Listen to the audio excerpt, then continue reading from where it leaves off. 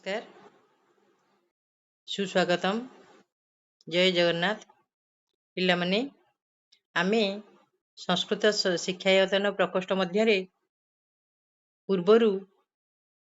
सुशिष्य उपमन्यु कथार द्वितीय भाग पढ़ी सारी।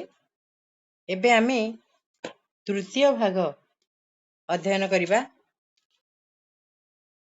भल देकी मन मन देकी सुन एवं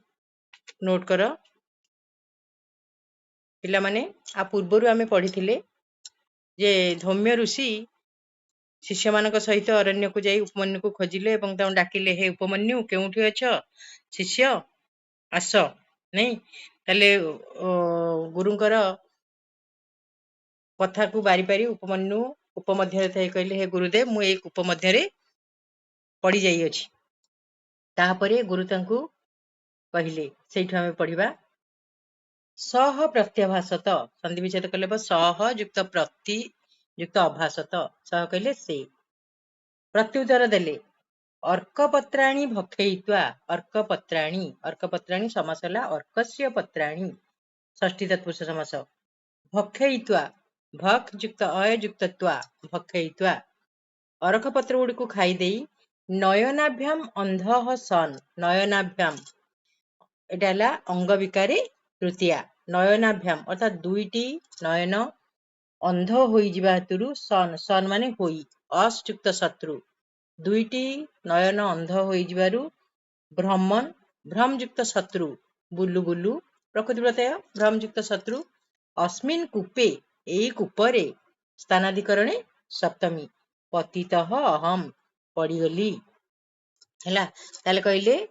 जे से प्रत्युत्तर देले कि से उपमन्यु अर्कपत्राणि भक्षयित्वा अरखपत्र गुडी को खाई देई नयनाभ्याम अंधः सन अर्थात आखि दुईटी अंध होई जिबा हेतुरु भ्रमण बुलु बुलु अस्मिन कूपे पतितहम एई कूपरे मु पड़ीगली बुझेला। तापर देख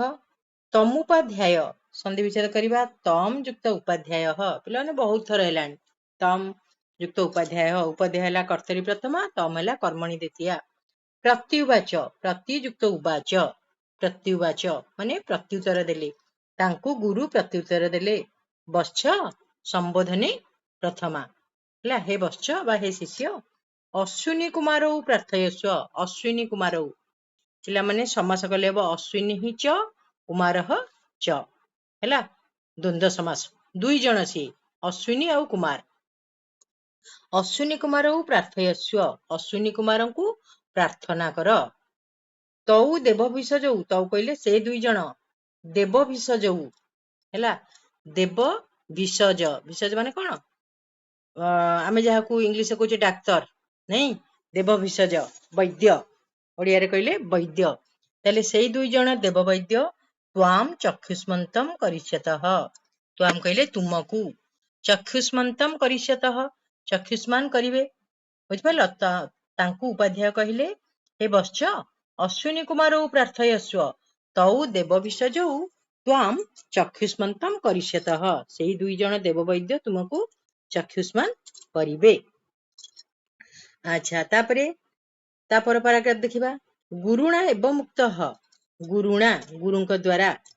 एवं मुक्तः संधि विच्छेद करिबा एवं युक्त उक्तः उक्तः प्रकृति प्रत्यय हला बच युक्त त गुरुंक द्वारा एपरि कुहा जिबारु सह से अश्विनी कुमार स्तुतवान अश्विनी कुमार को स्तुति कले स्तुत युक्त तबतु से अश्विनी कुमार को स्तुति कले माने प्रार्थना कले तस अथ अथ कले एहा परे तस्य स्तुत्या तांको स्तुति रे प्रसन्नौ प्रयुक्त सदयुक्त त प्रसन्नौ तांको स्तुति रे प्रसन्न होई बा खुशी होई अश्विनी कुमारौ अश्विनी एवं कुमार तत्र उपस्थाय तत्र कहले सेठारे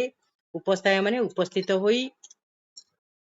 उपयुक्त स्था युक्त ल्यप उपस्थाय उपमन्युम प्राहतु उपमन्युम कर्मणि द्वितीया उपमन्यु को प्राहतु प्रयुक्त आहतु उपमन्यु वाला कर्मणि द्वितीया प्राहतु वाला प्रयुक्त आहतु ताले उपमन्यु को प्राहतु प्राहतु माने कहले कौन कहले वत्स हला ବତ୍ସ ସମ୍ବୋଧନୀ ପ୍ରଥମା हे ବତ୍ସ इमम अपूपम भक्षय इमम युक्त अपूपम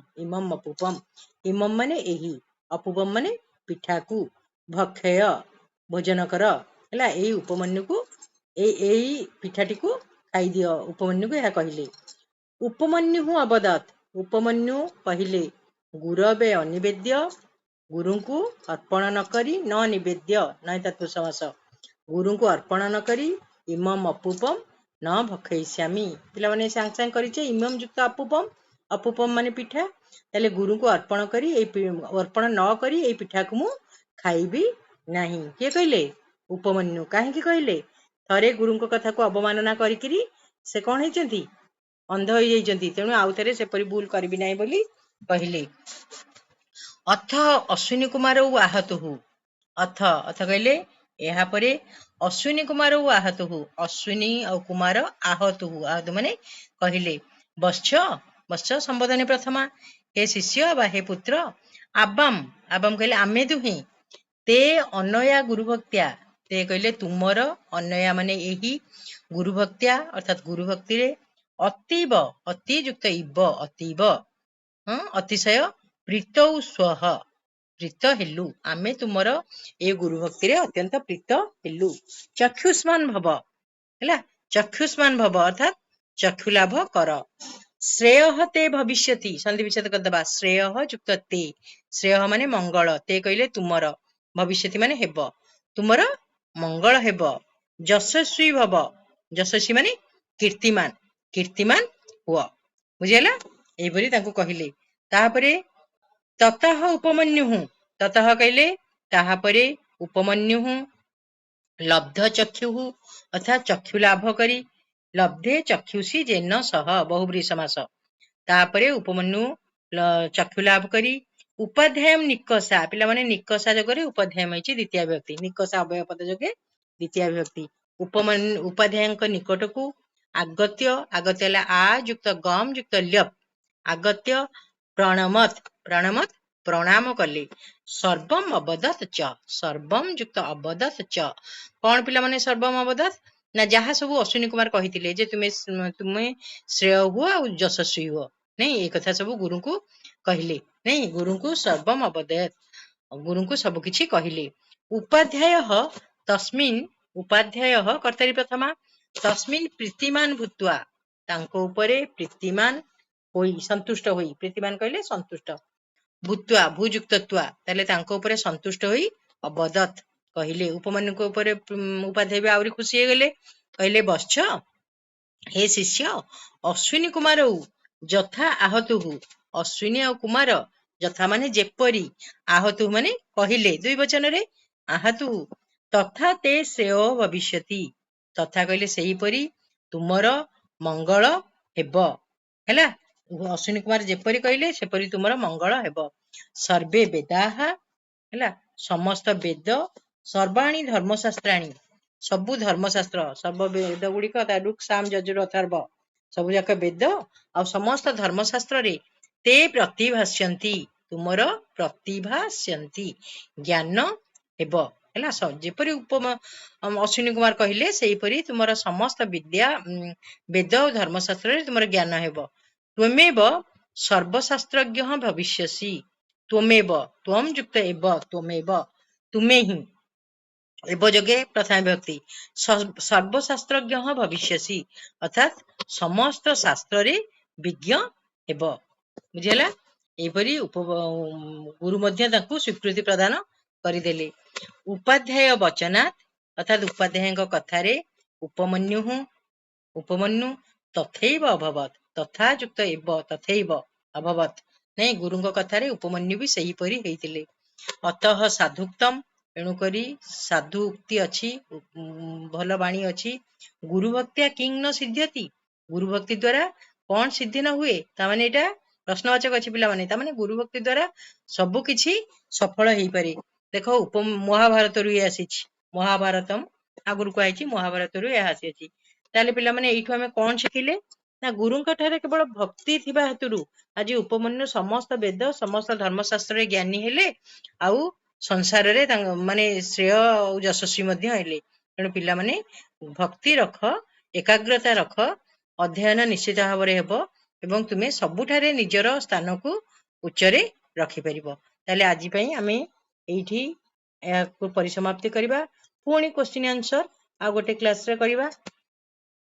ଏବେ ଆମେ ଏଇଠି ରଖିବା। ଠିକ ଅଛି।